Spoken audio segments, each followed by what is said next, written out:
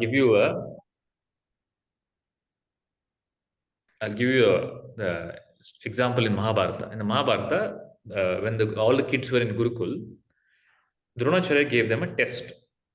So he gave them a place, like a house, empty place, and he gave one gold coin to each of them. Pandavas one gold coin, Kauravas one gold coin, and the task was to fill up the house. Okay, then whoever completely fills it up, they win. They are the winner. So the Kauravas use that one gold coin. They break it into many pieces, many small gold pieces. Then they get all sorts of uh, kabaddi stuff, hay, grass, wood, everything, whatever you can get for cheap at scale.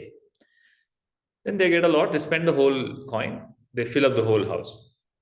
The Pandavas, Dharmara tells, "You give me the coin." He takes the coin, and they shut down all the windows and doors. Any opening, entry of light, they close. Then the Dronacharya comes to evaluate. He first see the Kauravas, then he says, okay. Then he goes to the Pandavas' house. When he goes to the Pandavas' house, nothing is there. He says, oh, you filled up the house with darkness. Then Arjuna lights a lamp. He says, no, Guruji, we filled up the house with light. The whole place is filled with light, and they give back the coin, take back the coin. We don't need the coin.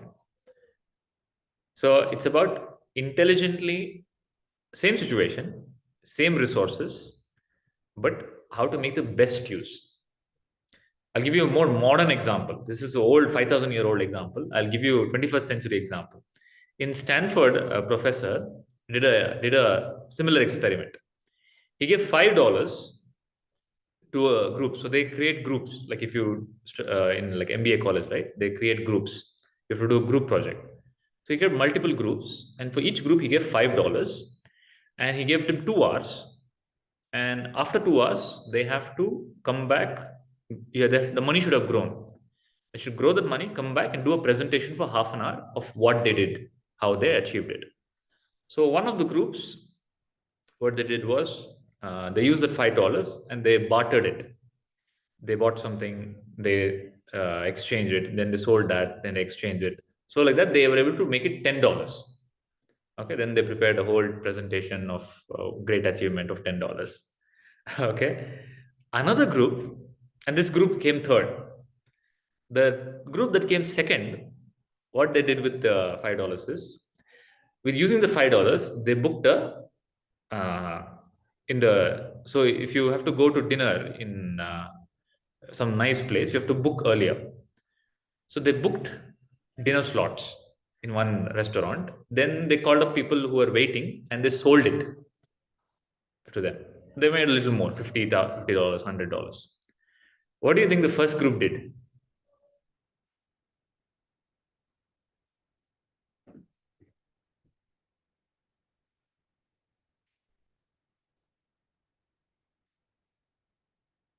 So all this solutions are the normal thinking of the mind.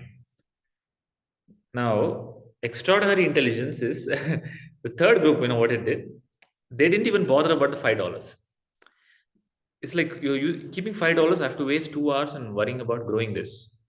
What they did is they understood. Okay, I have $5. I have 2 hours. Then after the 2 hours, what do I have? I have half an hour. What do I have in half an hour? I get a half an hour of the entire campus. That means 200, 300 people are in the auditorium. I have access to 200, 300 people. You know what they did? So they called up big companies. They told, I'm from Stanford. I have in 2 hours, I'm going to address a group, Stanford group of 200, 300 people. You tell me about your product. I will talk about your product. And they made $20,000. Okay, half an hour they have. They went and spoke about some product marketing. They said, I will do marketing for you. And that, can you imagine converting that $5 into thousands of dollars without even using that $5? Thinking out of the box.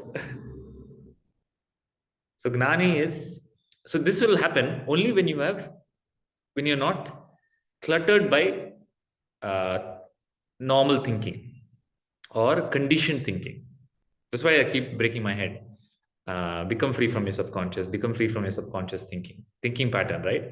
It'll only give you thoughts that are recycling. Whatever you know, you will recycle it.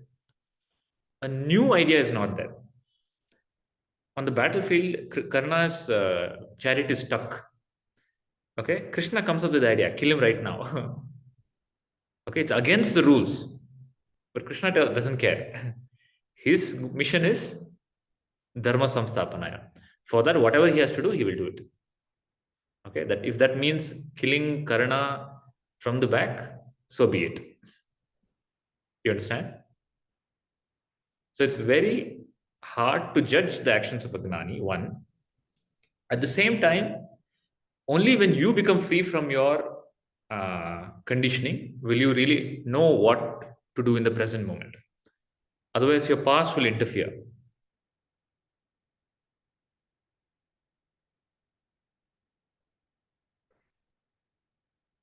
Sumanji, does it make sense? Yes, Guruji.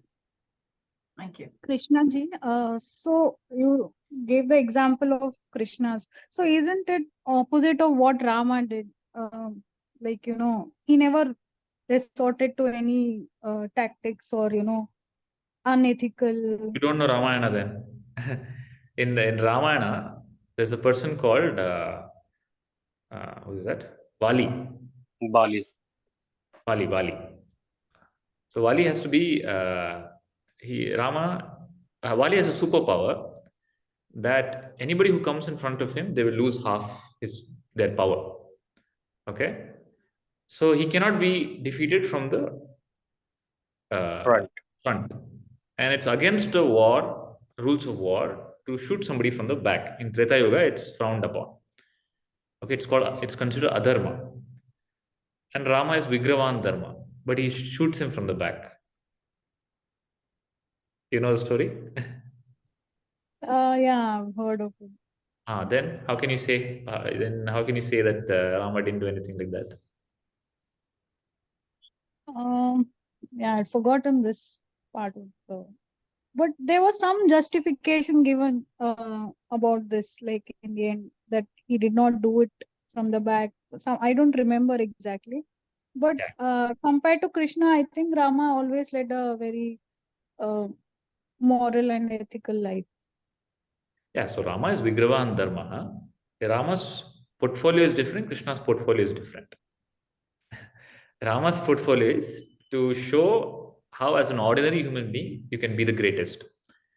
Okay? That's why Rama never told, I am God. He told, I am normal human being. And he's worshipped as Purusha Uttama. That means the best human being. Krishna from day one told, I am not a human being. I am Bhagwan. I am Avatar. Okay? Now for Bhagwan, what conditions are there? No rules of society, no mental rules, social norms, nothing applies to him. Yeah.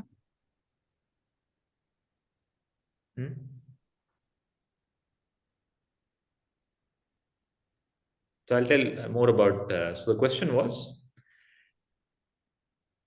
enlightened response to a situation.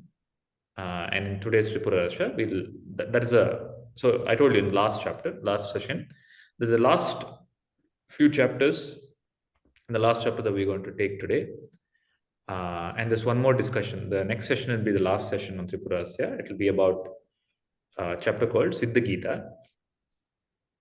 So the previous chapter and this chapter is focused on the ways, the different types of gnanis, Uttama, Madhyama, and Adama, and also their characteristics and actions. So the focus is how gnani behaves in the world, why they behave like that, and what is the difference among these three types of gnanis. Shall we start the session?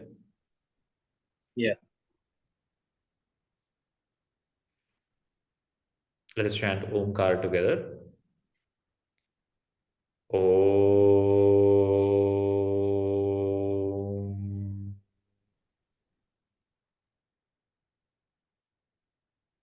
Om.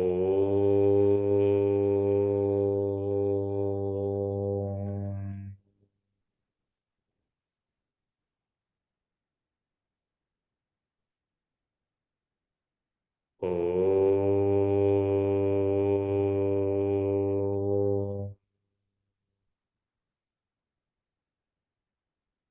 Guru Brahma, Guru Vishnu, Guru Devo, Maheshwaraha, Guru Sakshat, Parabrahma, Tasmai Shri Gurave Namaha. Dhyanamoolam Gurormurtihi Poojamulam Gurorpadam Mantramulam Gurorvakyam Mokshamulam Guru Kripa.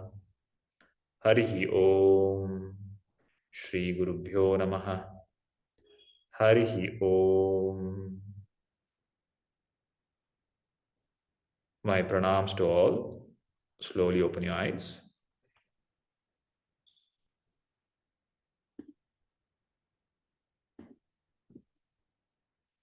Let us continue our contemplation on the final chapters of Tripura Rahasya. In the last chapter, in the last session, we saw that there are two princes, Hemangada and Rukmangada, who go into a forest, get trapped by a Brahma Rakshasa, and there's a discussion between the Brahma Rakshasa and Hemangada. Hemangada is a gnani. Hemangada answers all the questions of the Brahma Rakshasa, and the Brahma Rakshasa tells his past about how he got cursed because of him insulting another gnani, and now he is back to his original form. Okay, and he's back to original form, and they continue the discussion. And after the discussion, this person, his name is Vasumana. So Vasumana gets enlightened. He goes into the refuge of Hemangada, and Hemangada gives him Atmanana, and he gets enlightened. On listening to this, Parashurama is curious.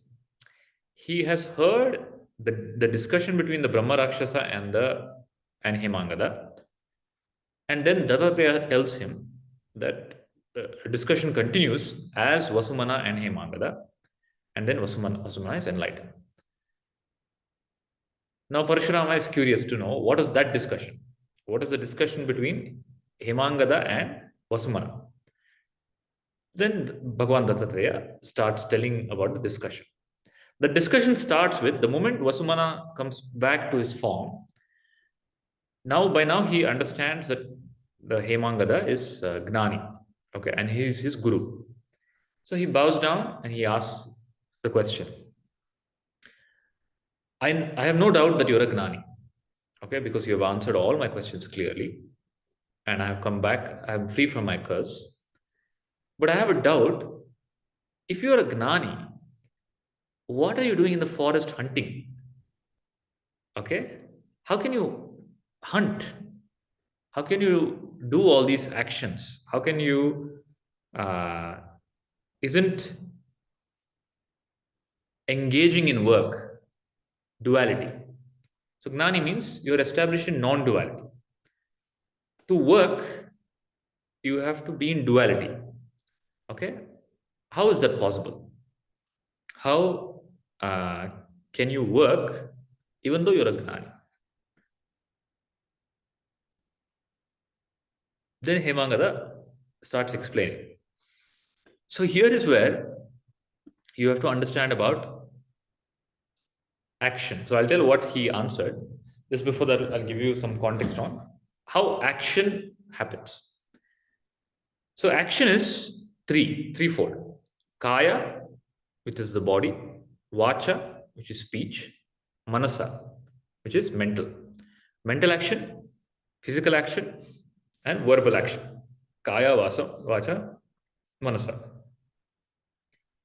Now, any action, what precedes the action?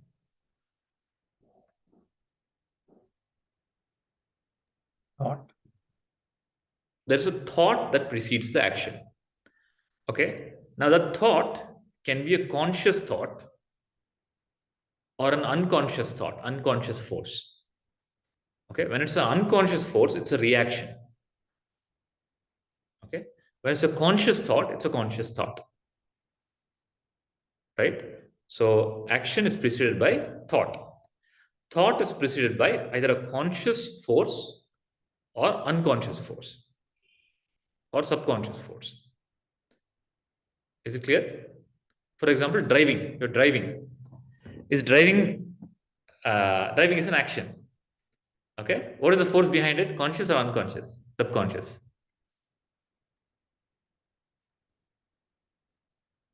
If you're driving in UK, it is conscious. If you're driving in India, it's subconscious. Subconscious. Okay. In driving, in UK, you have to be very cautious. So many rules are there. You can't break them. In India, there are no rules. Okay. Everybody's breaking the rules. So somebody's talking on the phone. Okay. Somebody's fighting with the spouse in the seat. The children are jumping. Okay. In the UK, it's very strict. Still, children are strapped. Okay, they're strapped. They cannot move. In India, one child is coming out of the roof. One child is coming out of this window. One child is out of that window. Okay. So the action can be either conscious or subconscious. What is preceding the subconscious or the conscious?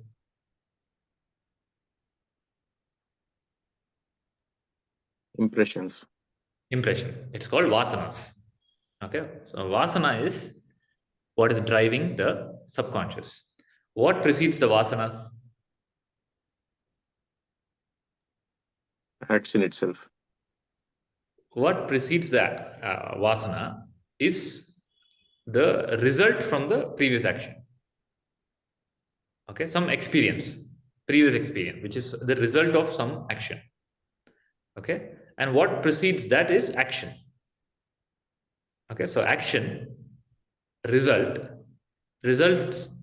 causes impression. I like or I don't like. Okay, I enjoy it or I don't enjoy it. I want it more, I don't want it more. Okay, that impressions creates a thought pattern, which is vasana. That goes into the subconscious. Okay, then there is some sense stimulation. The senses interact with the world. Then either a subconscious impression is triggered or some conscious thought is triggered. Then the action happens. Then again result. Again the whole cycle starts.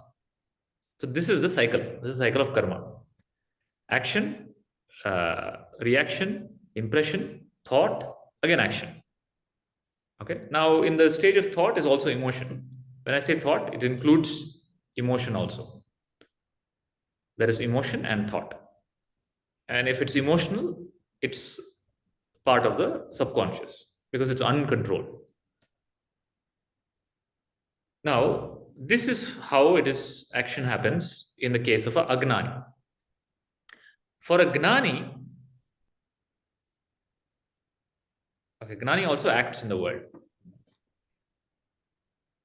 Now let us do the same exercise for gnani. So gnani is action. What is it preceded by? Can any action happen without thought? No. Thought is required, right? The thought is required to interact, to speak, to articulate, to bring clarity, something to be done. If it's thoughtless, then it's not any constructive action. So gnani has thought. A thought arises in the gnani. Okay. Now the only difference is the thought arises, the more appropriate thought arises in the gnani. it doesn't, it might so happen that if the Gnani has prarabdha karma, the thought might arise from prarabdha. But if that is not required, the Gnani has the ability to override it, unlike an Agnani. Agnani has no ability to override. Okay? Gnani has, there's a gap. A thought comes, the Gnani can decide whether this should be actioned or not. Is this the appropriate one or not? Okay? If no action is required, he has the ability to withdraw action. Agnani has no ability to withdraw action. Some action will happen. Okay? So, and the action itself, doing the action, does not leave a further impression because Gnani is free from the result of action. Okay? The moment Gnani does an action, he doesn't, he's no attachment to the result. Neither aversion to the result. Okay? Gnani puts some seed in which probably some wealth might come or some praise might come, that he's unaffected by the result. Okay? But in the case of Agnani, if he does something, if he puts a seed, he's waiting to enjoy the fruits. Okay? Or if it's a bad result, he is disturbed by that. Whereas a Gnani, whatever action he performs, it is happening in awareness. Okay? And whatever results come out of the action don't leave an impression in the Gnani. Are you clear about action? Yes. Then Hemangada tells him, as a Gnani, why at all, why is this, he asked him, why is this question arising for you? What has action got to do with non-duality? Okay? If non-duality is a reality, that means only self alone is real, right? And when you're asking the question, you are telling, okay, self is real, everything is a self. When everything is a self, and the self is manifesting as everything, why are you not accepting the self manifest as action? Why are you excluding out the self has manifested as the whole world? It has manifested as sun, moon, star, gravitational force, bodies, and everything. Why are you only excluding out action from it? So he says your question itself is wrong.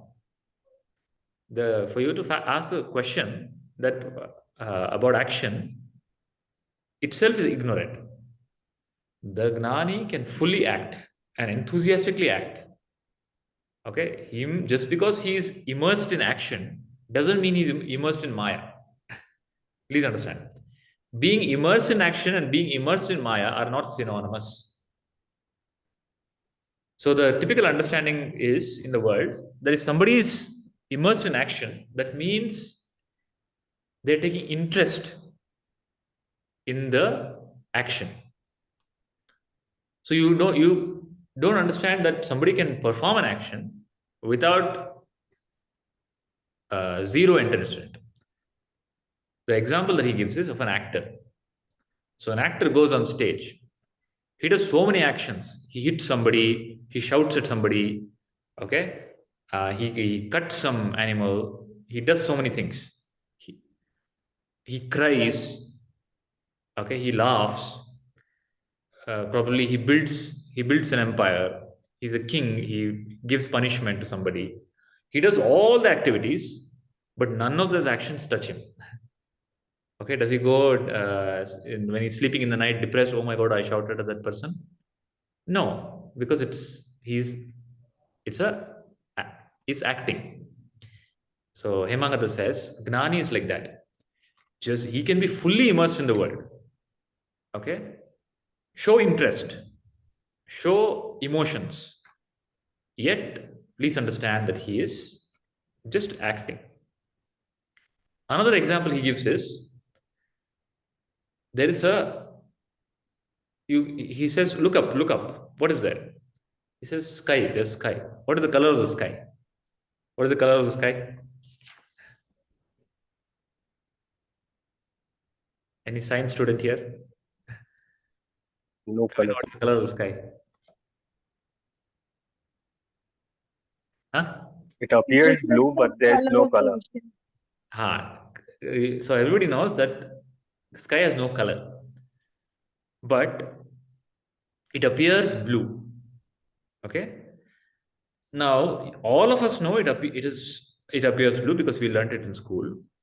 But when we talk, okay, when we share, when we communicate, we use such clear blue sky, especially in places like UK and Ireland. You get rarely clear blue sky. So whenever you get clear blue sky, you acknowledge it. Clear blue sky. Such a nice, beautiful day today. We are seeing the sun after such a long time.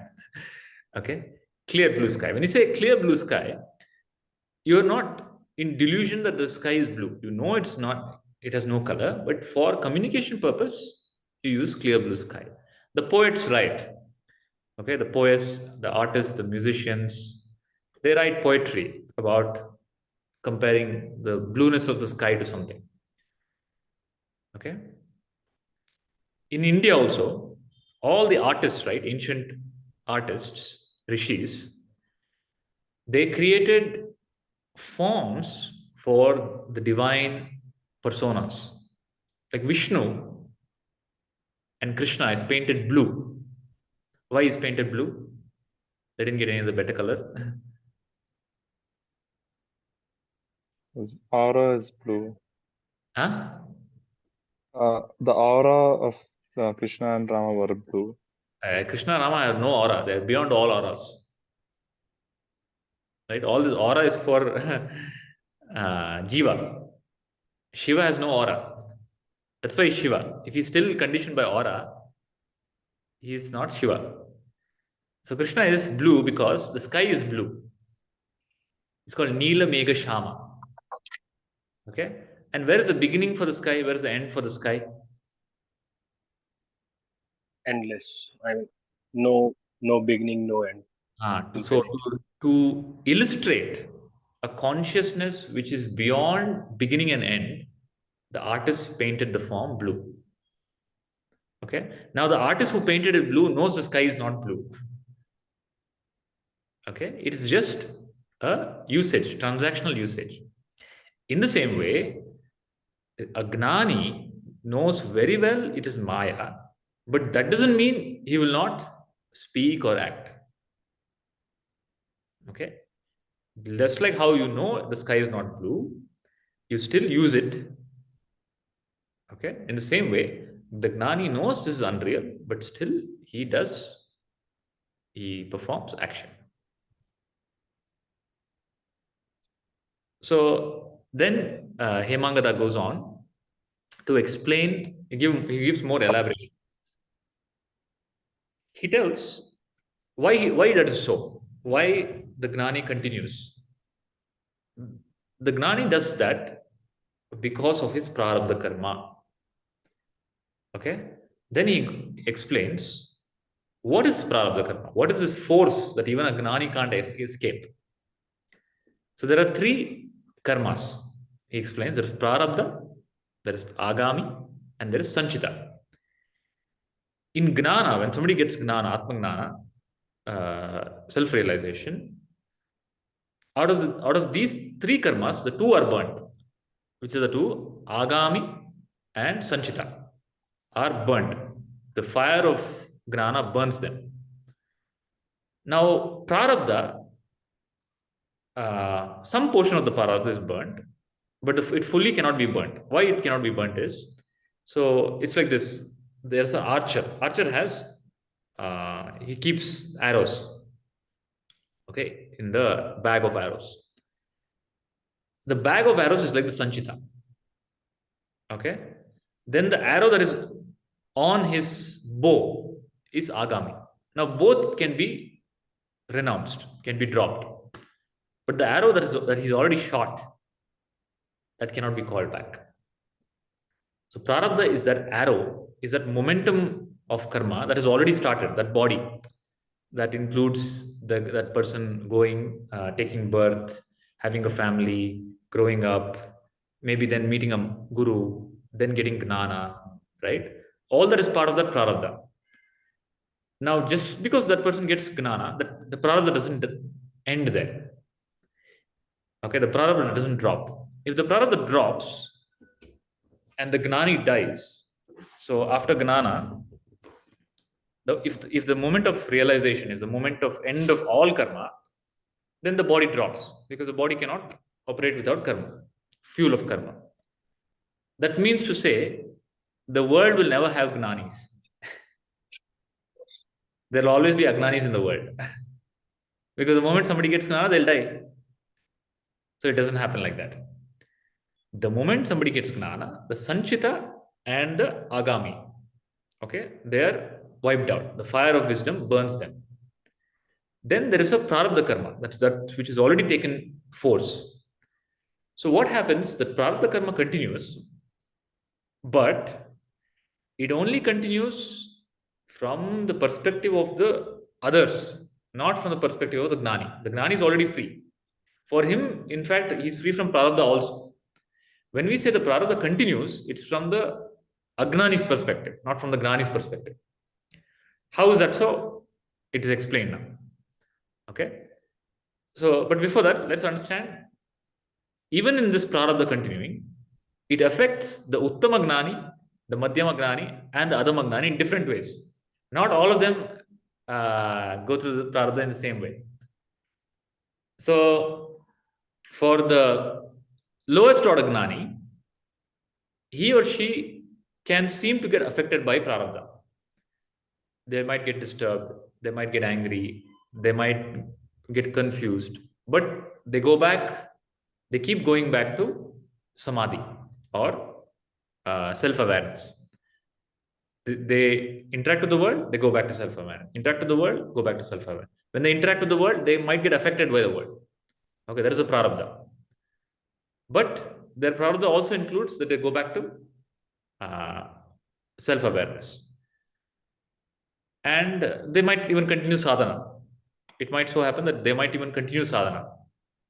Okay, that sadhana makes their mind more and more pure, and they possibly can become next level gnani, madhyama gnani. Madhyama gnani, I told you earlier, they consciously choose to stay away from world. They spend more and more time in samadhi, absorption. So that way they avoid the prarabdha. They don't, if you play the game only, no, you'll get hurt, you win or lose. They don't play the game at all. They're always sitting in they're always finding excuses to not play the game. Okay, they withdraw. Like a tortoise, the tortoise withdraws itself, right? It keeps in the shell, protected. So they're always withdrawn. They spend most of the time in absorption. Then the uttama gnani doesn't matter. No prarabdha can touch this person. He or she doesn't run away from anything because everything is Brahman for this person. Okay, it's so fully established in Brahman that there's no concept of prarabdha. There's no karma for this person. It's completely gone beyond everything. So this person might even get from the world's point of view, it might seem that they are affected by prarabdha. Example, so Ramana Maharshi had cancer. When he had the cancer, there was a point of time that came that it had to be operated, surgically removed. Okay, the growth had to be removed. When the growth had to be removed, they did the surgery without anesthesia. Okay, and that means Maharshi was fully awake, and these people are doing the surgery. Doctors are doing the surgery, and the doctors are transformed because of the experience. They've never experienced like this. Somebody, first of all, without anesthesia, he's so tranquil, so peaceful. Okay, and the whole room, the whole surgery room, OT, is filled with peace, deep peace. And then all the doctors become his students. They ask him, "What? Didn't you feel pain?" I said, "There was pain. I was observing the pain." Okay, the pain used to come, it used to go. I was observing the pain. So it means the prarabdha is there, but absolute non-reaction. This is the highest order gnani. Okay, we don't have to aspire to be like that. If we can handle our small pains, that is more than enough. Okay, it's the highest order gnani. He doesn't shake even by the extreme excruciating pain. Okay, in fact, he is able to bring healing to the doctors. That is the higher order gnani. There is no, at any level, there is no rejection of what is happening in the present moment. Otherwise, typically what happens in other people is, oh, this should not happen to me. Okay, that this should not happen to me is the problem, is the mind. In the gnani, that this should not happen to me is not there. More than something happening to you, the thought that this should not happen to you is the one that causes suffering. Okay, so this is a very known phenomena that even the medical professions have documented. It's called phobia. In the phobia, so they put probes to the brain and see. So somebody sees a cockroach, okay, and somebody's petrified of the cockroach. Sumanji, you're petrified of the cockroach. So the cockroach, somebody's petrified. Somebody else will just put it in the mouth and chew it. Ah, nice snack. Okay. Now the person who's petrified, both are seeing the same cockroach, but in the brain of the person who has a phobia, the cockroach is magnified. It's like a monster. Okay. And some people cry for small cut. Then I have heard there are soldiers, right, with 5-6 bullets in the body, they save their comrades. For both of them, it is a pain, but in one person, the pain is amplified. Okay, that is because of the rejection of the present moment. The soldier who is shot 5 times, he doesn't have time to reject because he has to take action. Okay, there's a quick acceptance of the situation and quick action. Okay, but the person who rejects it, he postpones the right action. He or she postpones the right action. In fact, the moment they reject the present moment, the wrong response action comes. They do the counterproductive work. So to give a real example, my Guruji's mother, she fell down and she was admitted to the hospital. So Guruji's brother is a very senior doctor in Udupi somewhere. It's a very big institute. He's a very big doctor, cardiologist, very famous one. The moment he heard the news, he got so panicked and he came on the two-wheeler to the hospital. On the way coming to the hospital, he met with an accident. Okay. So the rejection of the situation, the stress of rejection of the situation, something is happening. You don't want to accept it. You're using all your energy to reject it. And that builds up stress. And instead of taking the right action, you do the counterproductive work. You get into trouble. You understand? So the gnani, the highest order gnani, he is in full acceptance with whatever is happening in the present moment. Okay? That is what Krishna is in the battlefield. He is in full acceptance. In that mode of acceptance, he also accepts opportunities. Okay, there's an opportunity to kill Karna, he takes the opportunity. Then there's a incident where the Dronacharya has to be killed, and he cannot be killed. A malice has to be implemented to kill him. And Krishna accepts that. Malice is accepted. But for Dharmaraya, who is part of the malice, he doesn't accept the malice. So, and Dharmaraya always tells the truth. Okay? Because he lies, actually he doesn't lie, he tells the truth, but Krishna converts it into a lie for the illusionary malice that he was part of Krishna. He goes to hell after Mahabharata for 1 day. Okay? Whereas Krishna, who orchestrated the whole thing, is free from all karma. You understand? So Uttama Gnani, like Krishna or Janaka Maharaja or Ramakrishna Paramahamsa or Ramana Maharshi, so they all are in the world, completely in the world, but they are not of the world.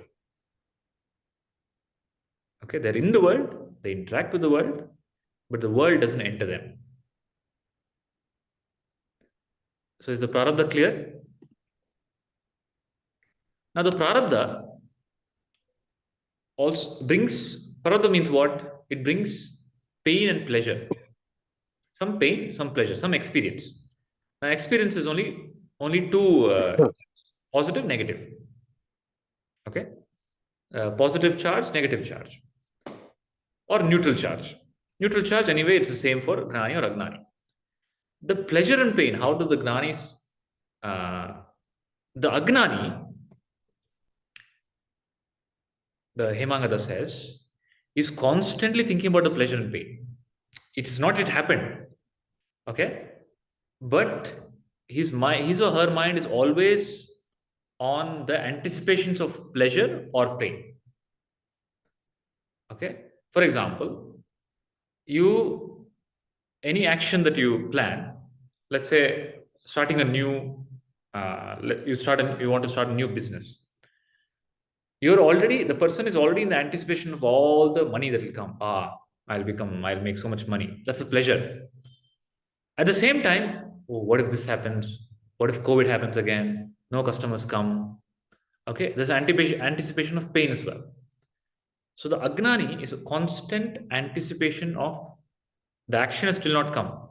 The time to act has still not come. But the result, they always stay in the result. That is why Krishna tells in the Bhagavad Gita, he gives so many instructions, do this to Arjuna. Then ultimately he tells, if you're not able to do any of this, the best thing is to surrender the attachment to the result. Okay? So the agnani is always attached to the result, which is pain and pleasure. The gnani, it's different. For three types of gnani, it's three different. The lowest level gnani, he might get affected by pleasure and pain. Okay? If the pleasure comes, he might get elated, but immediately he'll fall back into awareness. If pain comes, he might shout, he might cry, but he might fall back into awareness. The Madhyama Gnani, he doesn't bother about pain and pleasure. But when it comes, he accepts it as it is. For the Uttama Gnani, there is no such thing as pain, pleasure. Because he's gone beyond the concept of pain, pleasure, good and bad. From our perspective, we'll say, oh, Maharshi has cancer. It is bad. But from Maharshi's perspective, there's no such thing as good and bad. It is what it is. You understand? That concept of good and bad, pain, pleasure itself is not there. Okay? So we will tell, oh, he's a Gnani. Why is he going to bad karma? That is your perspective. From the Gnani's perspective, he's not going through bad. He's in bliss. When you're always in bliss, there's no question of good and bad. You understand? Because that bliss is not disturbed. That good and bad is from the perspective of the Agnani. So the Uttama Gnani, he's always in bliss. The pain and pleasure, the good and bad, the praise and insult, they don't affect him or her. Okay? And he will take appropriate action. Any doubts so far? Prarabdha karma is clear? Then he gives a reference of the Bhagavad Gita. He tells, in the Bhagavad Gita, Krishna tells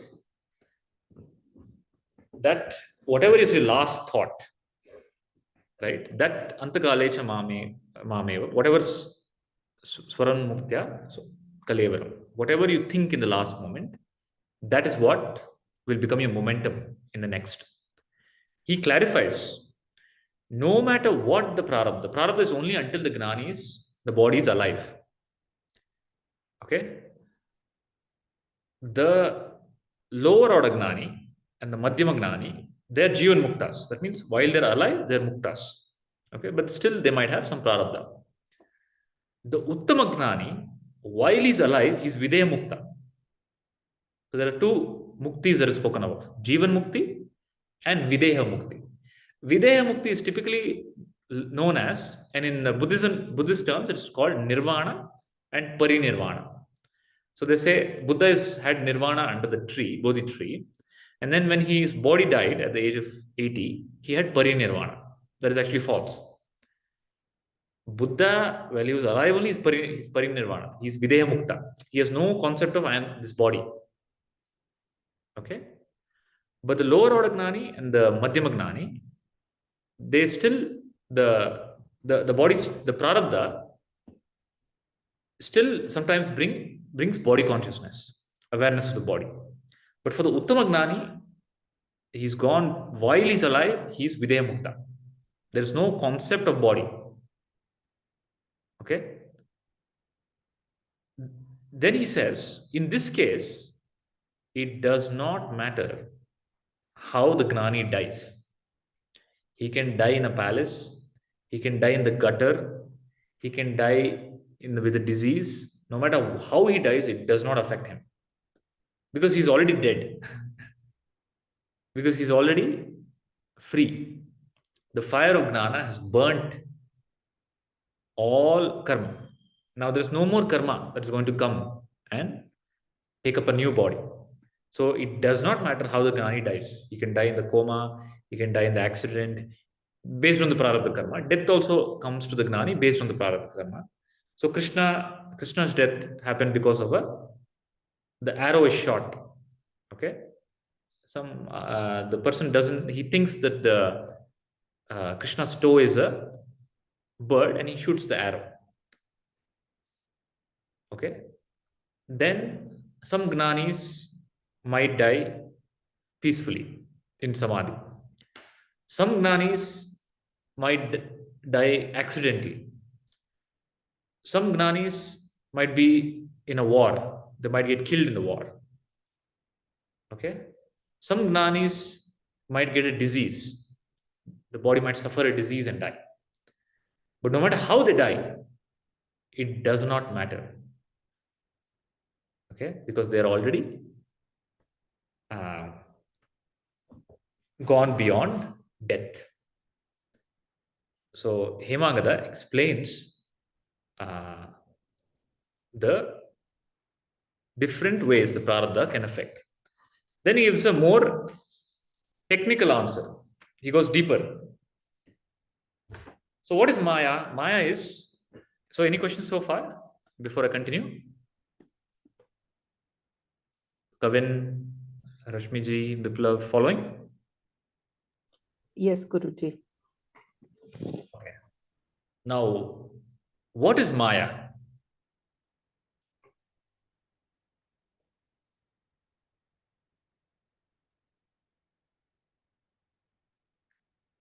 What is Maya? So many days you are attending class. What is Maya?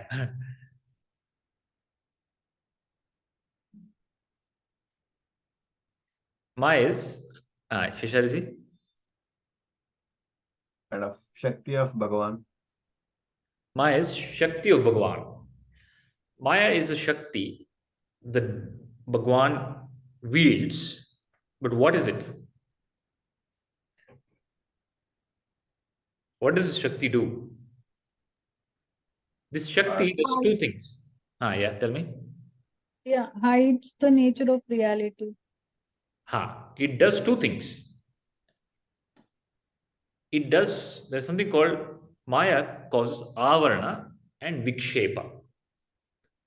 Avarana means it covers the reality. Vikshepa means it projects that which is not real. Okay? The classical example given in Vedanta is snake and rope. There is a rope and then there is darkness. Because of the darkness, the rope, the reality that it's a rope is covered. Okay? It's called Avarana. Then the guy who's going there in the darkness, he sees that some formation, something like a rope. He doesn't know what it is. He doesn't know what it is Avarana. Then he thinks it is a snake and jumps. That is Vikshepa. Okay, Avarana and Vikshepa clear? Now, for Agnani has both Avarana and Vikshepa. Gnani, because of the prarabdha karma, Vikshepa remains. Okay, Avarana is gone. That means he still sees the world. He sees the sky, he sees the bodies, he sees the people. He sees the dream because he cannot remove the dream. The dream is not his projection. It is Ishvara's projection. Okay? His projection goes. And Vikshepa is causes. Vikshepa is a dream, projection. Then there is a second level Vikshepa in Vikshepa. That is individual, the Jiva's projection. Okay, the example is, how many people are there in the world?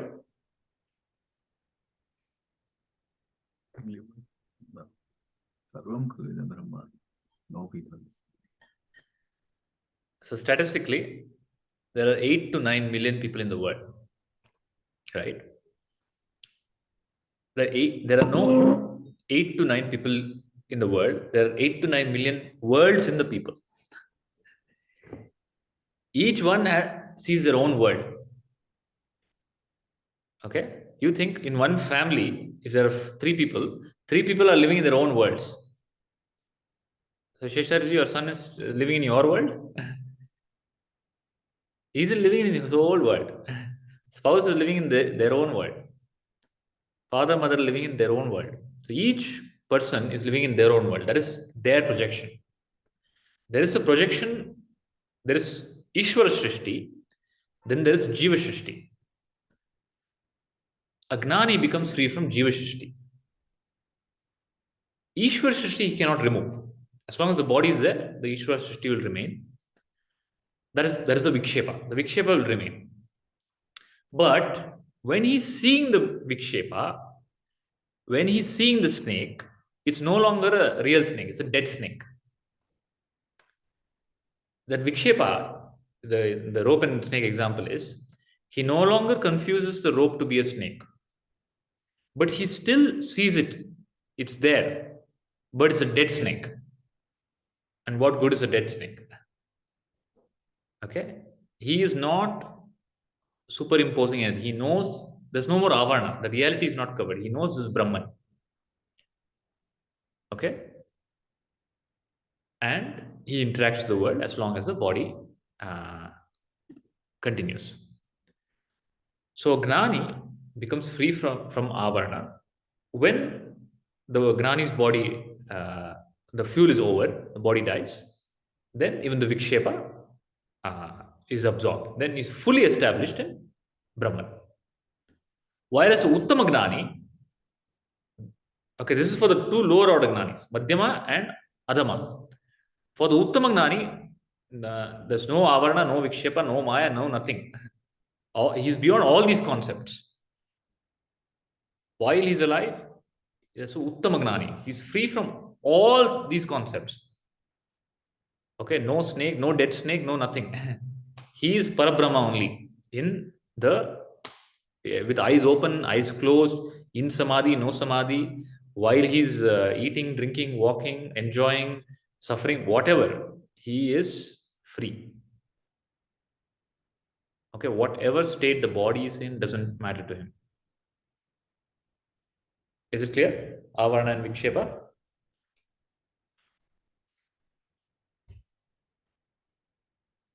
So, after listening to this teaching from Hemangada, so he says the Uttama Gnani is Shiva himself. There is no trace of Jiva left. All traces of Jiva is burnt by the Gnana. He or she is Shiva alone. On listening to this, the Vasumana, he is convinced and he becomes enlightened. He says, I've understood what you've told, and he realizes self. And Dattatreya concludes this story. Then Parashurama asks him, I have also understood whatever you have told. Now my mind, my intellect is illumined. But can you please summarize this whole thing for me? Okay, give me a summary so that I can remember it. Like, give me minutes of the meeting. Okay, give me a summary. You told me so many things. And from the time that we started the discussion, he's told so many stories. Many stories. Okay, now he's asking, just give me a summary of the whole thing. Now Bhagavan Dattatreya gives him a summary of the whole teaching. He starts with how the whole thing started.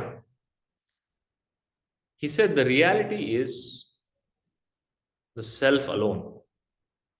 There is nothing, there was nothing, there is nothing else, there will never be anything else. Okay, the self alone is real and it is in bliss. It is bliss, it is of the nature of bliss.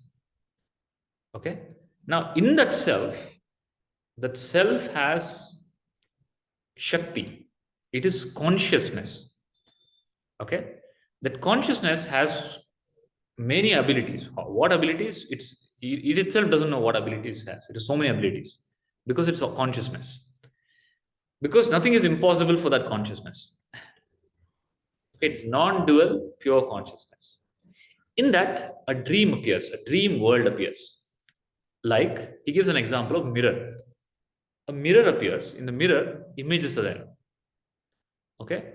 But is there something? Nothing is there. It's only an image. So like that, like the way images appear in the mirror, images appear in consciousness. The world, many worlds appear in consciousness. Now, all those worlds, now, when the image, there's only appearance. Still, there is non-duality. Okay, even though the worlds are appearing, still there is non-duality. Like, there's a screen on that you project a picture, movie.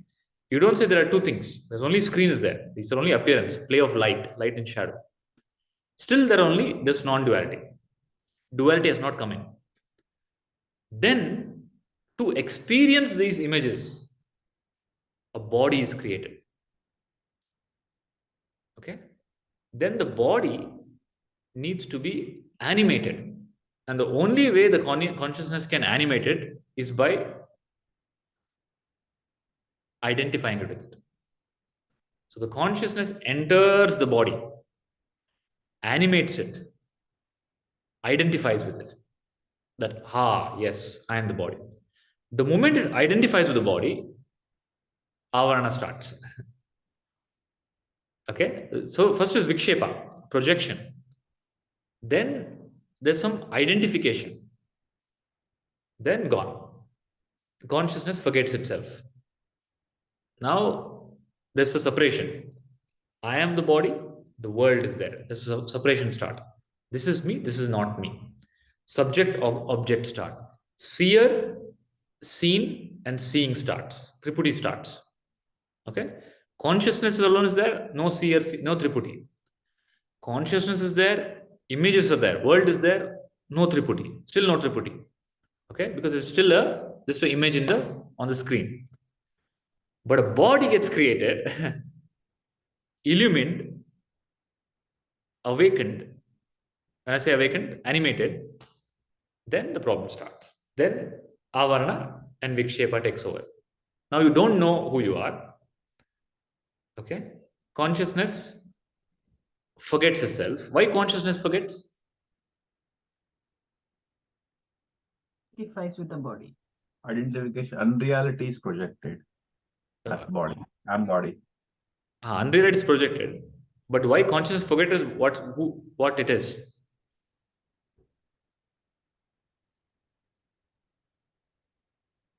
Actually, consciousness does not forget. The consciousness has never got entrapped by Maya. The consciousness that is reflecting in the mind, the buddhi, which is like a machine, it starts creating a I thought. Okay? That creates the confusion. Okay, I am the body. That confusion creates karma and experiences. And the endless cycle of birth and rebirth begins. Then, while all this is happening, there are some, that vikshepa, that projection, right? Somebody is controlling that projection. The same consciousness which projected the dream also takes on the role called Ishvara, okay, or Lord. Now, this Ishvara, he knows the dream, okay, and he also knows he is not trapped by the dream. He controls the dream. So, the example of Ishvara is there's a scientist called Boltzmann. So he was a physicist, and he made his hypothesis became world famous, where he hypothesized, it's called Boltzmann's brain hypothesis. He told that there are no individuals. There's only one cosmic brain, one giant brain, and in that brain we're all a simulation. Okay, our individual experiences are a simulation. It was a very mind-blowing hypothesis. So think of Ishvara as that. It's a cosmic mind. You, me, everybody are part of that cosmic mind. Okay? So Ishvara operates through everything. He pervades everything. He operates through everything. He controls everything. And he commands the law of karma. He's established laws. What is the law? Law of karma. You cannot break that law of karma. And these laws, they govern the universe. Nobody can escape those laws. Okay? So the son cannot take a paid leave or sick leave. He has to come up at 6 o'clock in the morning. He has to set at 6 o'clock in the evening. Okay? There is no escape from the law, no matter what being you are. So this continues, and the jiva gets identified. Even then, there is no problem. The problem is consciousness is in bliss. Jiva is in misery. The bliss is missing. So consciousness is Sat, Chit, Ananda. Jiva is Sat. He knows I exist. Okay. If I ask you, do you exist? You say, yes, I exist. Okay. Sat is evident. Chit, are you conscious? He says, yes, I am conscious. Okay. Sat and Chit are never lost. What seems to be lost is the most important thing, which is Ananda. Okay. You got the bad end of the deal. You rather have taken bliss instead of Sat and Chit. But the Sat and Chit continue. The Ananda is lost. Okay. The bliss is lost.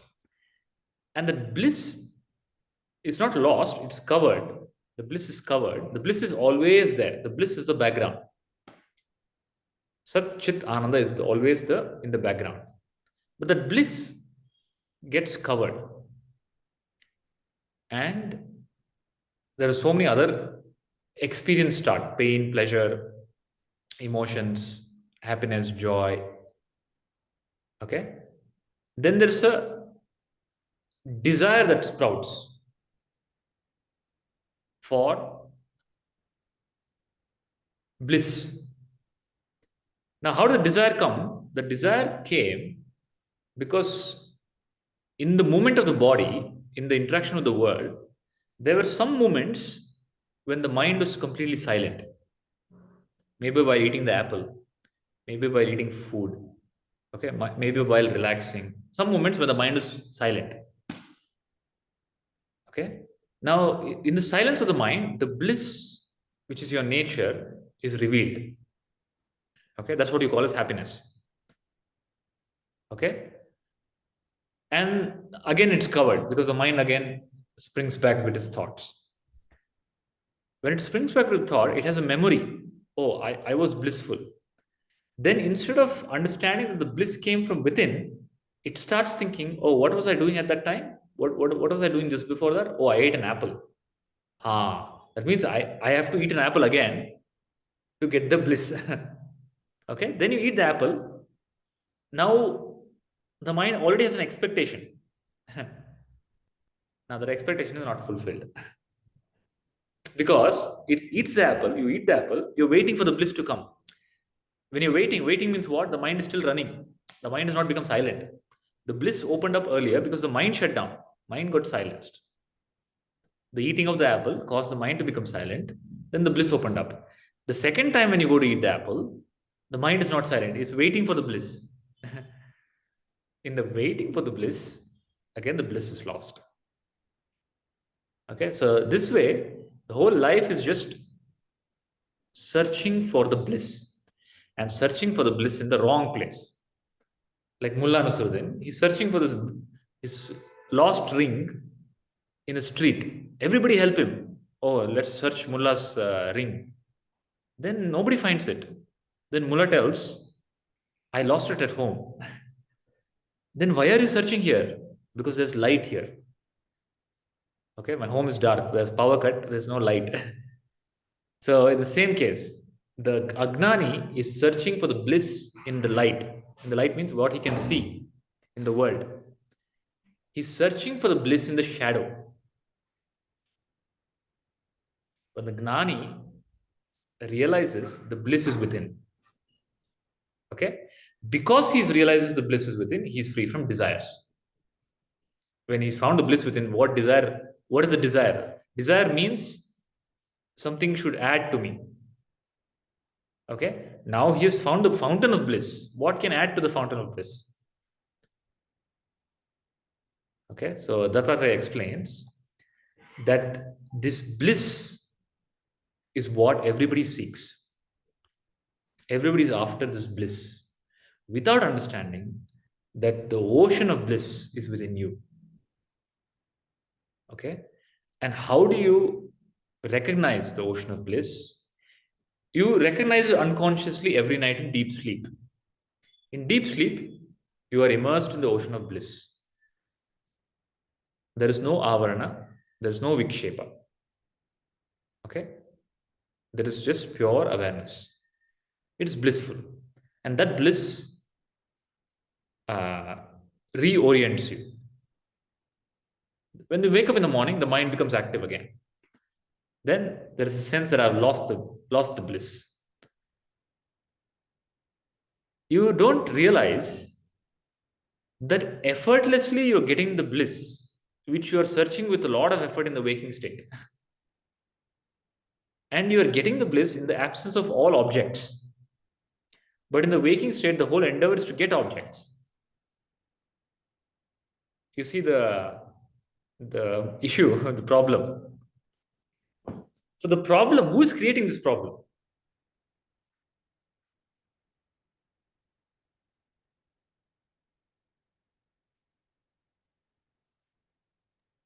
Mind game. Who's creating the problem? Antakarana. What is Antakarana? You're giving all the Sanskrit answers. Just because you tell it in Sanskrit is not right. The mind is creating the problem. Now, what is mind? Mind is thoughts. Mind is desire. Mind is doubts. Mind is a million questions. Okay? Then mind is past, memory. Mind is future, anxiety. Mind is disturbance, noise. Then mind is seeking. Okay. Mind is restlessness. So all this is mind. So basically, a bundle of all problems is mind. You see that? Is anything good in that? I stated so many things. Anything useful or constructive in that? Unnecessary thoughts, desires, uncontrolled, unrealistic imaginations and desire. Imagination, oh, imagination is the next level. I told you about phobia, right? That's phobia is something about imagination, uncontrolled imagination. Imagination. Then worry. Okay, which has nothing to do with it. And please realize, all these things that I'm telling have nothing to do with reality. Okay, worries, restlessness, then questions, then anxiety, past, future, stuff that have happened already and dead, and things that will never happen. So basically, a bundle of all nonsense problems is mind. Now, using this mind, which is a bundle of problems, how can you get a solution of bliss? The solution is to drop this bundle. How can you purify this? How can you? It's like a machine that's beyond repair. The only thing that can be done is to transcend it, is to drop it, is to see through its games. Okay, it's to see through the games of the mind and see that it is the one that's creating all of this avarana and vikshepa and trouble. Just drop it, transcend it. Okay, it has too many viruses to be fixed. That is why Vedanta does not focus on purification. It says, what will you purify? How can you purify this? Just drop it. Okay, how do you drop it? Realize that it's unreal. It's not there, it's not real. What you call as the mind is unreality. Okay, understand the unreality of mind, drop it and transcend it. And when you transcend the mind, you will be established in the supreme bliss or Paramananda. That is why when somebody takes sannyas, typically the name has Ananda at the end. Paramananda, Brahmananda, Nityananda, Atmananda, Krishnananda, Sarvaswarupananda, right? It's to tell that I have dropped my identity, my old identity, which is just a bundle of problems. I've dropped it. Now my identity is Satchit Ananda. I am Ananda now. So identify yourself as Ananda. Okay, if that means changing your name, change it. Passport, bank account, everything, change it. Put Ananda in your name. Okay, bring Ananda into your life. Just drop the unreal, all the false identities. And how will you drop the identity? The identity is dropping, again, is twofold. One is, what is unreal you have to cut out. What is real you have to hold. If you cut out what is unreal without holding what is real, then again, you fall back. So, I am not the body, I am not the mind, I am not the intellect, I am not what I think I am, is cutting out what is not me. Then I am consciousness. I am Brahman. Okay, is the realization. So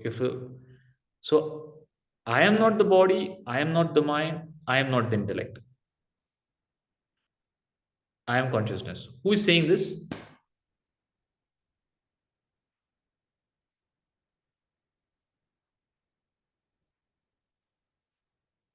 Kevin, who is saying this? I'm not the body, I'm not the mind, I'm not the intellect. Who is saying this?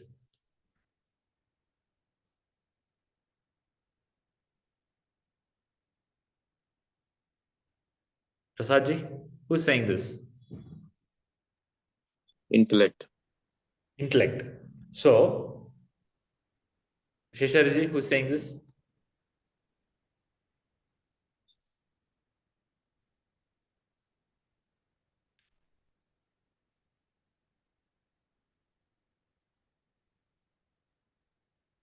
Biplabji? The intellect which is already aware with the jnana. So, I am not the body, I am not the mind, I am not the intellect, is told by the intellect, ego, one part. But I am consciousness is told by consciousness or guru. Okay, that means when you say it, I'm not the body, I'm not the mind, I'm not the intellect, I'm consciousness. The first part is told by ego, second part is told by, because only the consciousness can claim I am consciousness. Okay, so ego tells I'm not the body, ego tells what it is not, and consciousness tells what it is, because the only one that can claim reality is consciousness. You understand? So both the master and the disciple are in the equation. I'm not the body, I'm not the mind, I'm not the intellect. Okay, that is jnana for the pseudo entity called ego. Then I am consciousness. That is told by consciousness. Is it clear? So the entire journey is from unmanifest bliss, no projection, no world, no creation, okay, to an appearance of creation. There's no creation. In reality, there's never been creation. There is an appearance of the world. So then you ask, oh, then I see all this world. It was created a long time ago. Scientists say Big Bang theory happened millions of years ago. So let's say you had a dream.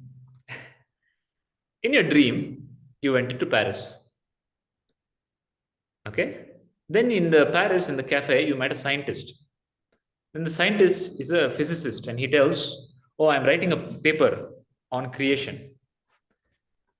He's talking about the creation of that world. When you wake up, you realize that world was never created. It appeared when you were experiencing it. You understand? In the same way, the world, there's never a world created. Consciousness never created a world. It doesn't do such stupid things. But a world appears. Like the snake is never created. There's a rope. A snake is projected. Projection is not creation. Is creation and projection clear?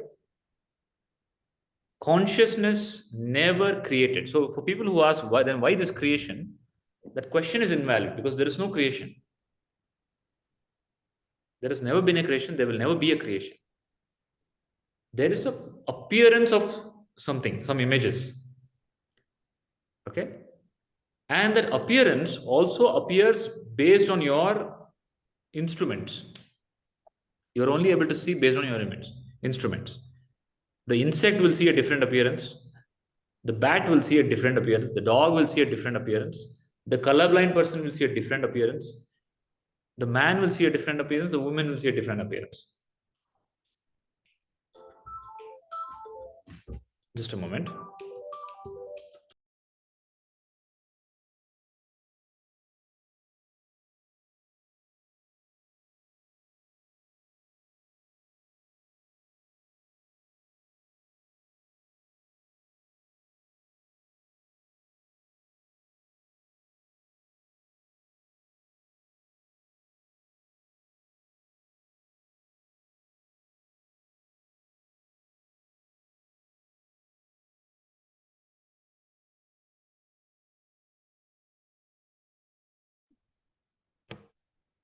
So there's consciousness and there's an appearance in consciousness.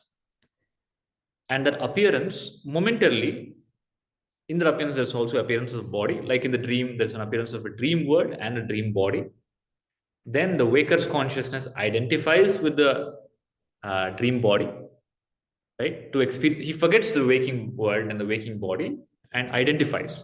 Because without the forgetting, the experience of the dream world is not possible. So the example given to illustrate this is Brahmaji is the creator. He creates the world. The first people he created, Sananda, Sanat Kumara, his first children, first Manasa Putras of Brahma, they are created. Then they said, I don't want to be part of this. I am Brahman. They went back. They're Uttama Gnanis. Okay, the moment they're born, they're Gnanis. Then they don't want to take part in the creation. Brahma asks, okay, now you have to go populate. You have to make babies and you have to create and populate the world. Okay, then you have to start. The whole journey has to start. They said, no, nothing. We don't want to be part of this mess. We want to get absorbed in Brahman. And they go back. Then Brahma understands, oh, I need to put some corruption in the mind. So he intentionally puts the Maya, blindness, so that the creation continues. Okay? If you are established in Brahman, you will not be part of the game. Okay? Like just the way, when you enter the dream, if you realize, oh, this is a dream, my waking world is there, you will not want to interact with the dream. Because what is the point? It's all dream. And the reality is there. I want to go back there. Okay? For you to experience a dream, you have to completely forget the waking state. Kevin, making sense? So you forget the waking state and you start taking that. You never question. Arbitrarily, you will end up in Paris. You never question how I came here. From that point, you will take it to be true and you will start having experiences. And you'll have pain, pleasure, desire, right? You'll argue with people. Everything you'll do as if it's very real. In the same way, the Agnani forgets the real nature, interacts with the world, until a point of time, there is a desire. He's fed up of all experience. All experience of the world have not given him the bliss. He's tried out everything. And not only for one lifetime, for billions of lifetimes, he's tried. He's tried being a king. He's tried being everything. He's tried money. He's tried pleasures of life. He's tried everything possible, spirituality, everything possible to get bliss, he's tried. And the bliss he's not got. Then the same consciousness appears as a guru and gives him Atmagna. So Bhagavan Dattatreya summarizes the entire teaching this way. He tells the whole journey. That this is how it starts, from consciousness, from Shiva to Jiva, and the journey from Jiva back to Shiva. Okay? And he says the whole thing is, I use the word Brahman, Ishvara, and consciousness and Shiva. My mistake. It's actually the language that he uses is Shakti, Devi. He says the divine mother, the Adipara Shakti, divine mother is the Tripura Devi is the absolute. So in equivalent language in Vedanta, it's Brahman, Tripura Devi. The Ishvara is actually Ishwari, the Jiva, and the Jiva is the child. Okay, then the child realizes the mother, the divine mother. By the grace of the divine mother, the guru appears in the life. The divine mother takes the form of the guru, gives the gnana. Then she also becomes the gnana in you, burns the karma and liberates you. Then you are established in bliss. And that concludes the summary of Bhagavan Dattatreya. And if you remember, the Tripura Rasya starts with a person called Haritayana. Okay, Haritayana is writing the Tripura Rasya. He is telling it to Narada. He is a student of Parashurama. Haritayana is documenting the discussion of his guru and his guru's guru. So Parashurama's guru is Dattatreya, and the conversation between Dattatreya and Parashurama is documented by Haritayana, and he writes the Tripura Rasya. Now Haritayana concludes that this is the glory of Tripura Devi and Tripura Rasya. And he concludes, this was a message that my teacher Parashurama gave me, with which I became liberated. And whoever listens to this and understands this becomes Jivan Mukta. In the next chapter, I'll take up the Siddha Gita and also the Phalashruti of listening to the Tripura Rasya. So, any doubts?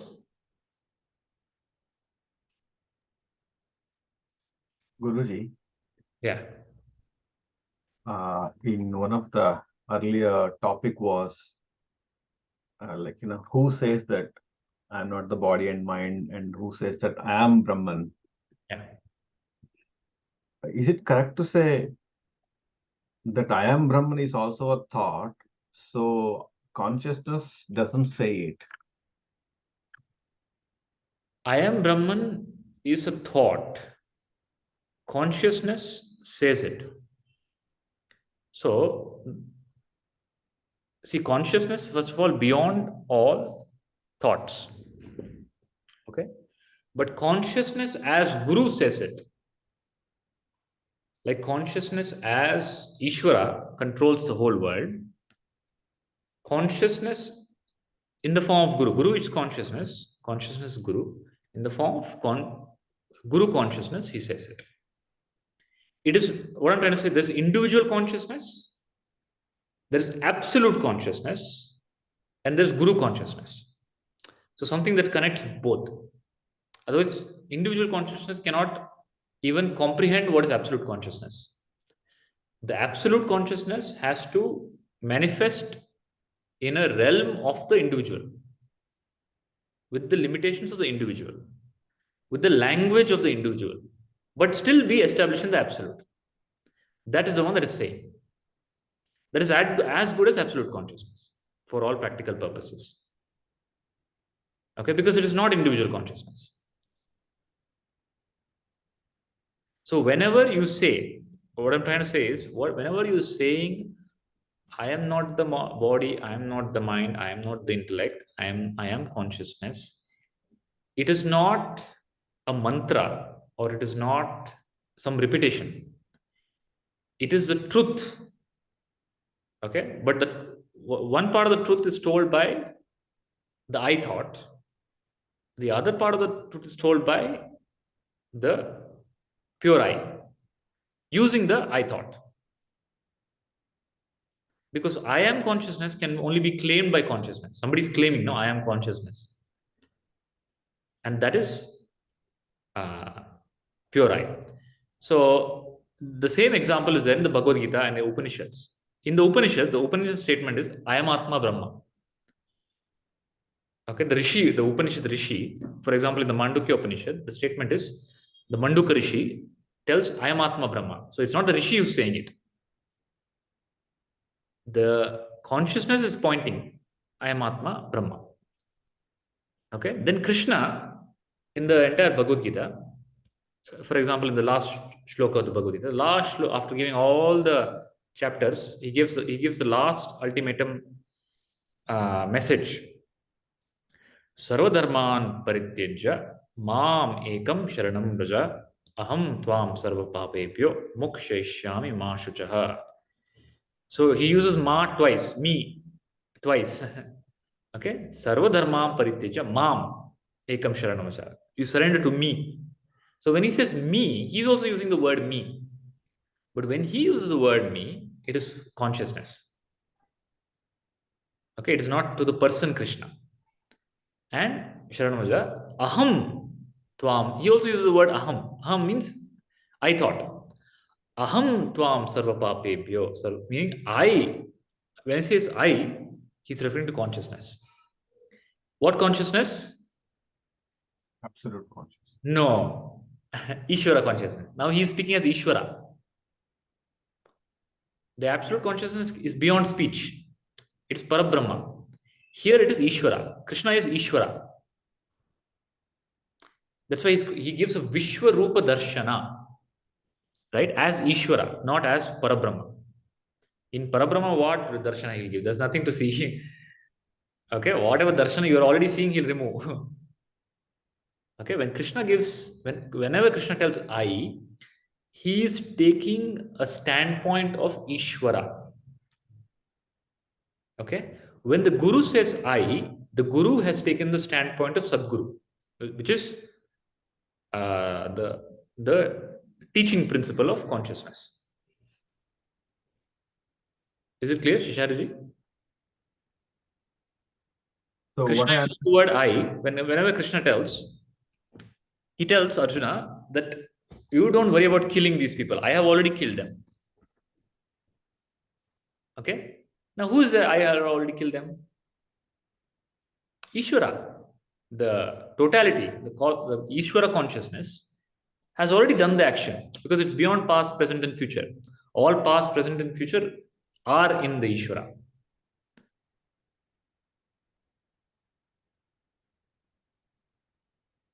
You understand? So you think about it like this.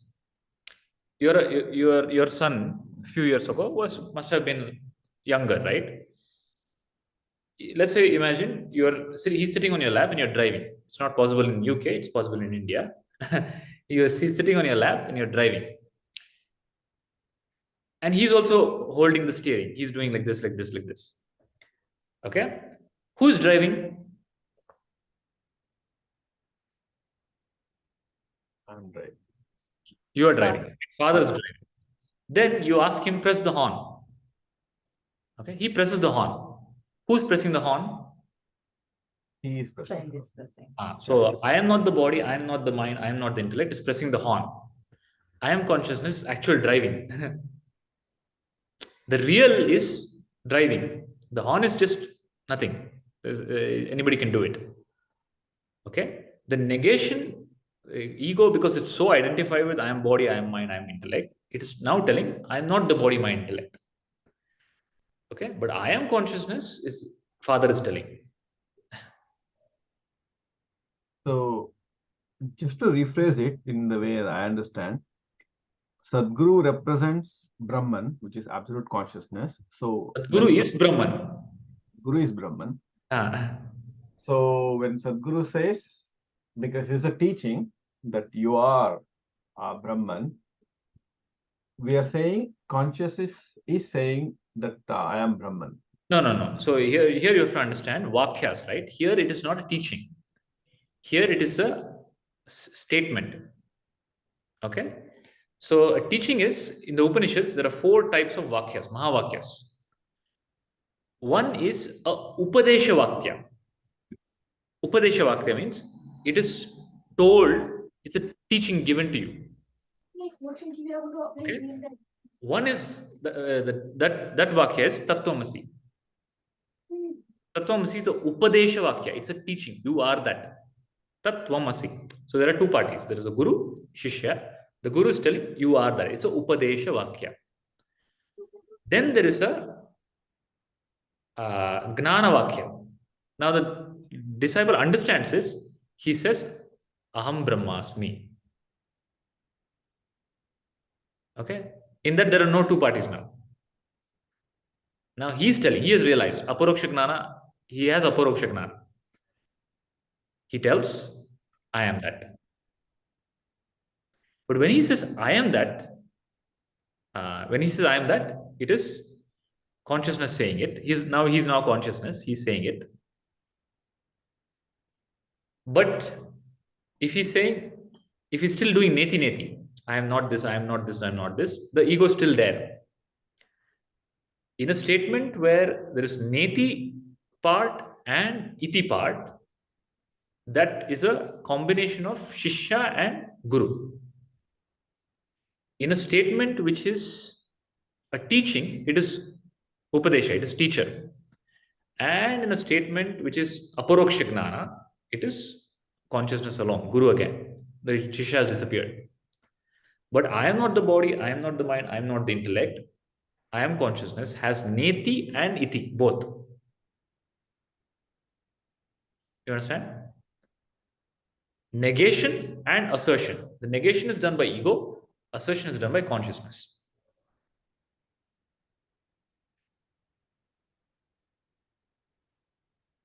Clear? When we see here, consciousness says that. So what we are saying is consciousness knows, or because the word say is somehow associated with the word thought. No. So who knows consciousness? Consciousness. Consciousness only knows consciousness. Right? Consciousness only knows the reflected consciousness, realizes its absolute consciousness. That's all. The ego never knows consciousness. I thought can never know real I. Okay, because I thought that is once will never come back again. The next time it's a different I thought. So that I thought there is no possibility for the I thought getting aparoksha gnana.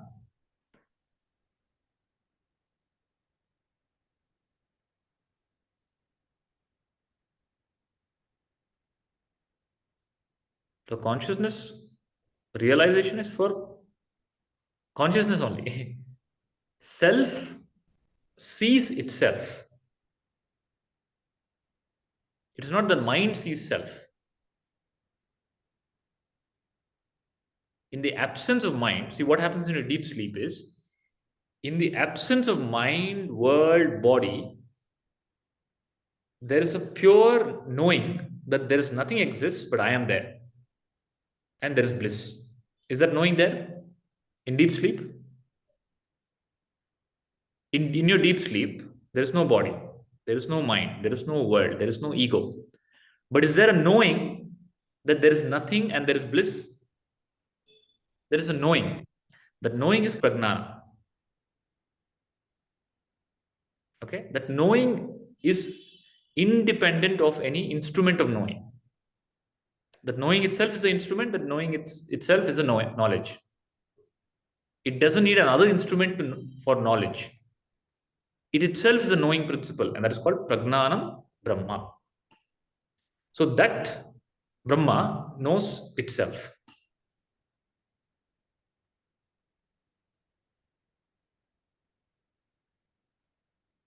So when there is a paroksha jnana, it is the intellect which is saying I am Brahman. But when there is a aparoksha jnana, it is the conscious itself says that I am consciousness. Exactly, yeah. Paroksha Gnana is for intellect. Paroksha Gnana brings clarity to the intellect. Without that, intellect will not become silent. Without that, intellect will not give opportunity for God to speak.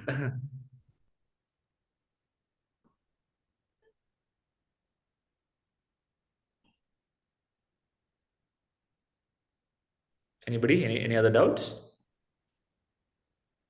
Guruji, so you spoke about Vikshepa, Varna and Vikshepa. So one is Ishvara Srushti and the other one is Jiva Srushti. Yeah. So with reference to the dream, like the individual, when the individual has a dream, like we project the dream world and there are so many people and like you said, sometimes we are arguing with people in our dream or something. There are some good, sometimes there are good experiences, sometimes there are bad experiences. But when we withdraw the dream, it's like it is withdrawn all at once. We just wake up and we realize it's a dream.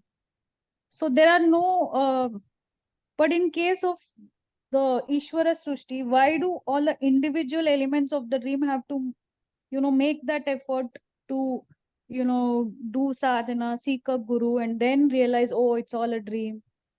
Why can't Ishvara withdraw the dream all at once?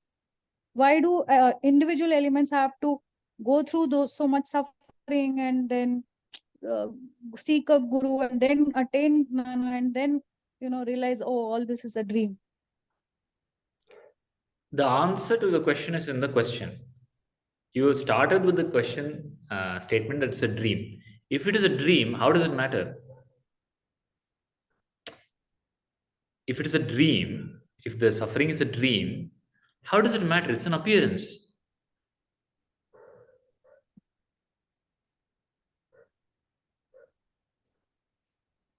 Do you watch horror movies? Yeah. You watch? Yeah. Why you watch horror movie? You know very well knowing it's horror. Why do you watch it?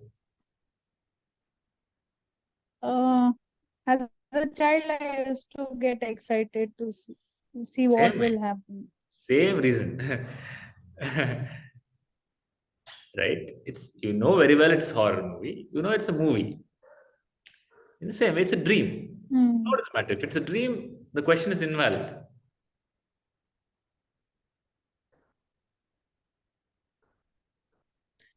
And why Yeah. Ishvara doesn't withdraw the dream? How can you ask? See, you withdraw your dream because you created that dream. Yeah. Ishvara to withdraw the dream, it is his choice. Who are we to tell? You're a dream character. Can a dream character, can somebody in your, when you're in Paris, can come and tell you, hey, I am, my wife and I have having a divorce. You created this dream, withdraw the dream. You're happily eating ice cream in the Paris. Your dream is nice. Okay? Yeah. That person is coming and The that waker person is not found out. Okay, affected Meena by is taking the any dream. of this. Yeah. Huh? The waker is not affected by any of the arguments happening in the dream. Neither are you affected. Is any any person in your dream is affected? So in the dream, when you were in Paris last night, some other country invaded and killed. They killed a lot of people. Although all those people are affected somewhere. Who is affected? So you're missing the understanding of what a dream is. Dream is unreal. Please understand. Nothing is real.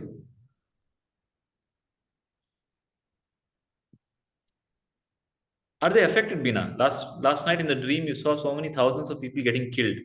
Are there corpses somewhere lying somewhere? The hawks are eating the corpses somewhere. No. Are there family members still crying somewhere, mourning their death? It's a dream. No. I mean, at some point when it gets like too much, like. So the answer to this question is some points when it gets too much. I'll tell you when the point gets too much. It's very if it's very disturbing. Yeah, I got the question. Then there is I'll answer the a question. point when you wake up from the dream, right? I'll tell the answer. Are you able to hear me? Yeah, yeah. Okay, the answer, you said some point gets very disturbing. You have to wake up from the dream. That is Yeah. exactly what is happening. So the example, the answer to this question given by Buddha is, you're in the forest. Somebody shot an arrow and the arrow is poisonous. Now what will you do? Will you ask the billion questions from where this arrow came, who put the poison, who's the maker, or you will attend to the arrow?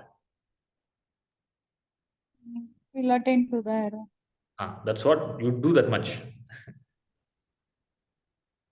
So what you're doing now is you're hit by the arrow.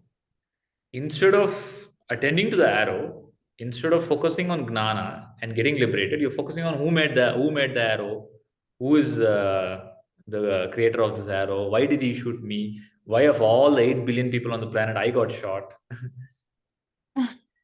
Okay, that's exactly what you're doing. So if it's come to a boiling point, which is like getting shot by the arrow, attend to that, become free from your suffering. Then everything will become clear to you.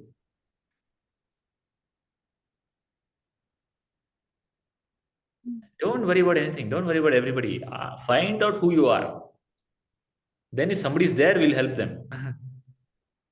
Don't worry, we're all there. So many people are there. You're not alone.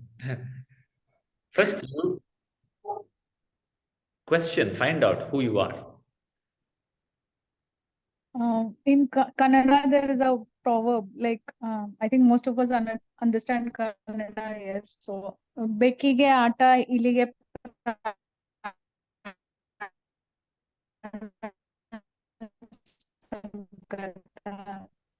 So, No. sometimes I I heard only the feel first part.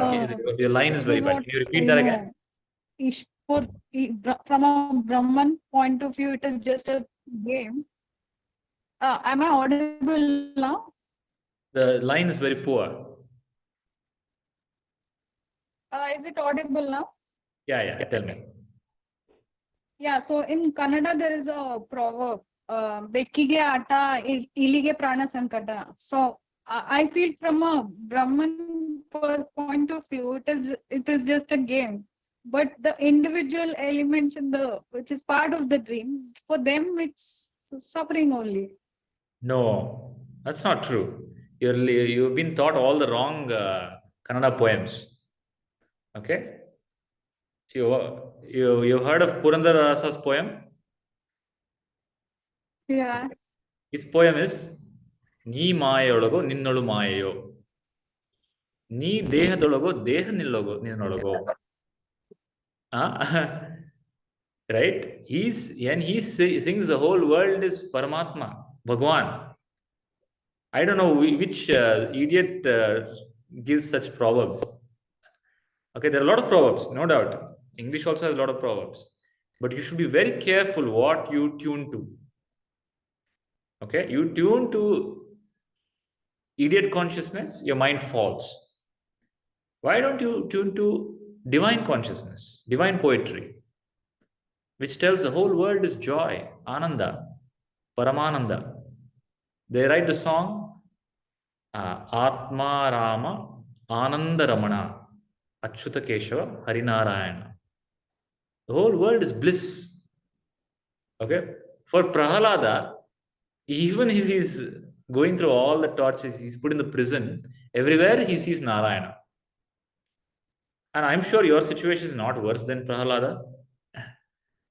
Is it? Is No, something I torturing mean, you? the proverb which I said, it's common here in the South Canada. Like for cat, it is for chasing the mouse is a game. For the mouse, it is a life and death situation. I know, yaar. I'm trying to tell you that just because stupidity is common, that doesn't make it real. Okay? In some part of the world, having 5 wives is common. Will you accept that? No. It is common. Just because something is common, at some point in just 100 years ago, all black people were slaves. It was common. Will you accept that now?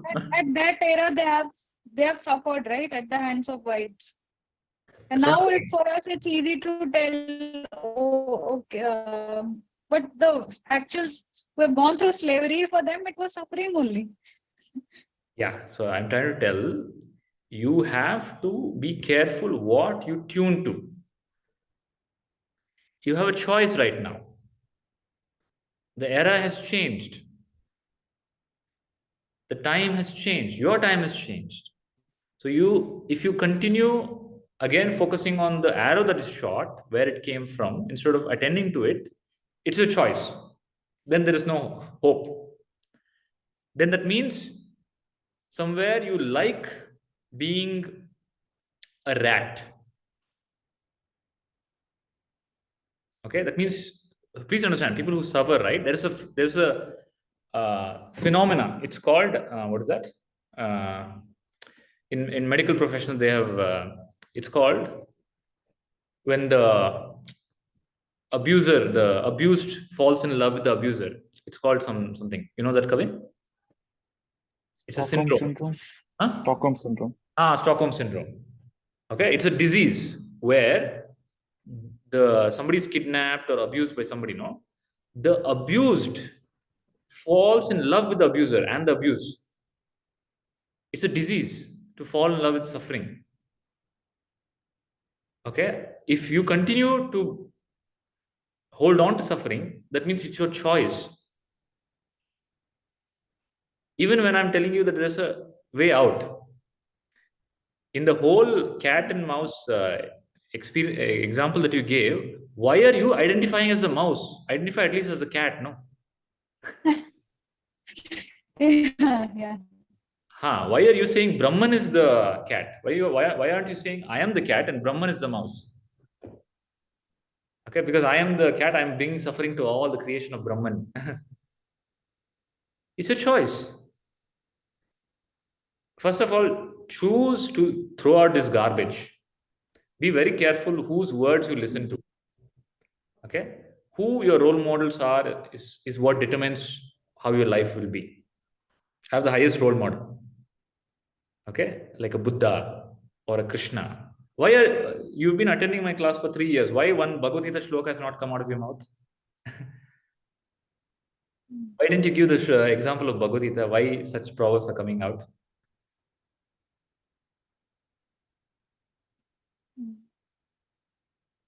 So the answer is the arrow is short. Now it's a choice. Nobody's stopping you. There's no force because there's nobody else in the forest. Nobody's stopping you. I You want just to remembered identify. something. Huh? Yeah.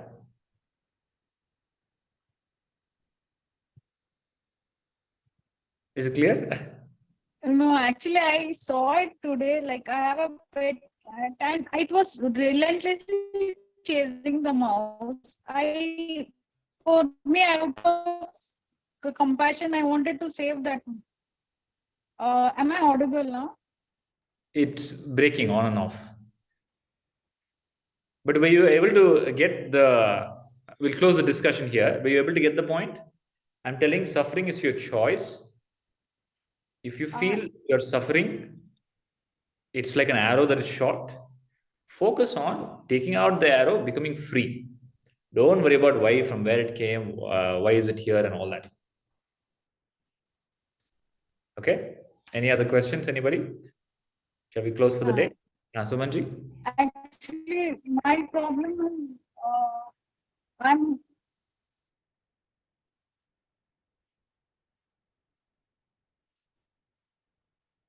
It's a bad line, Bina. You hold your questions for the next session, last session of Tripura. Is it audible now? Yeah, but it keeps breaking. So we'll take up the questions in the next session. Okay? Yeah. We'll close for the day. So Lucy, I what had one. I was saying is, Oh, okay. so I gave the example of cat and mouse because I actually saw it today. I have a pet cat, and it was relentlessly chasing after the mouse.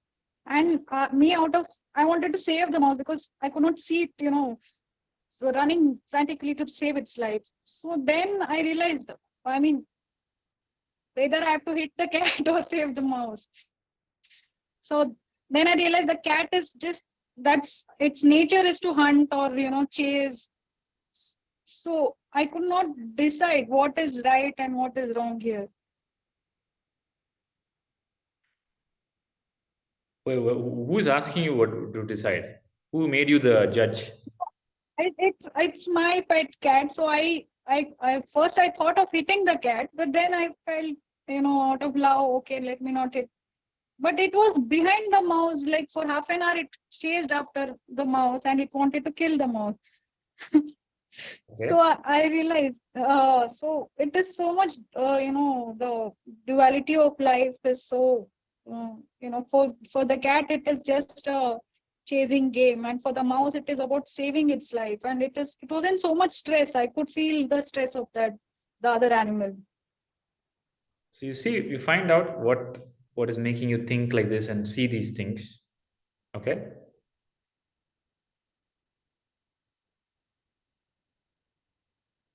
Yeah.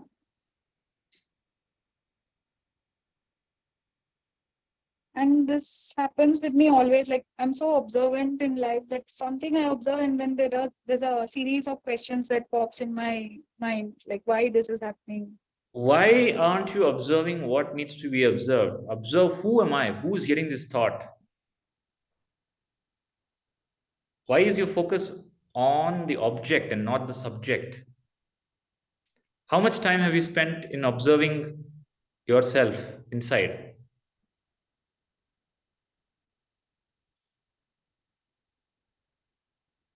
Anda. Yeah. So there lies your problem. As long as you don't unclutch from the world, there is no hope.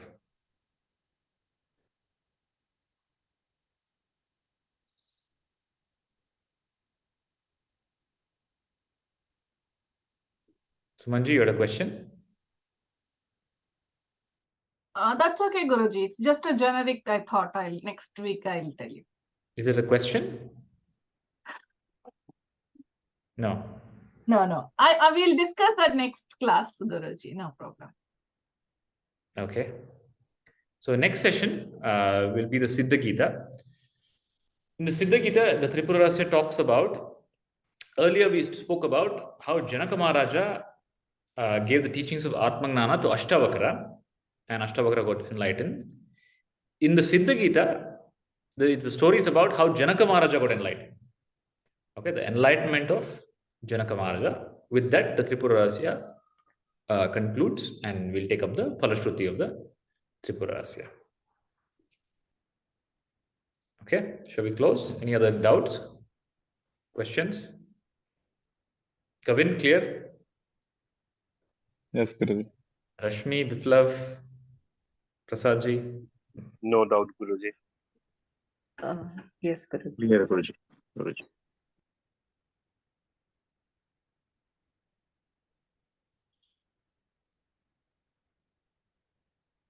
Tvameva Mata, Pita Tvameva Bandhuscha, Sakha Tvameva Vidya, Dravinam Tvameva Sarvam, Mama Deva Deva, Kayena Vacha, Manasendriyaiva, Buddhyatmanava, Prakrite Swabhava, Karomi Yadyat, Sakalam Parasmai, Narayanaeti, Samarpayami, Loka Samasta, Sukhino Bhavantu, Loka Samasta, Sukhino Bhavantu, Harihi Om, Shri Gurubhyo Namaha, Harihi Om. My pranams to all. I'll see you in the next session. Hari Om. Hari Om, Hari. Guruji. Thank you. Hari Om, Guruji. Thank you, Guruji. Hari Om, Guruji.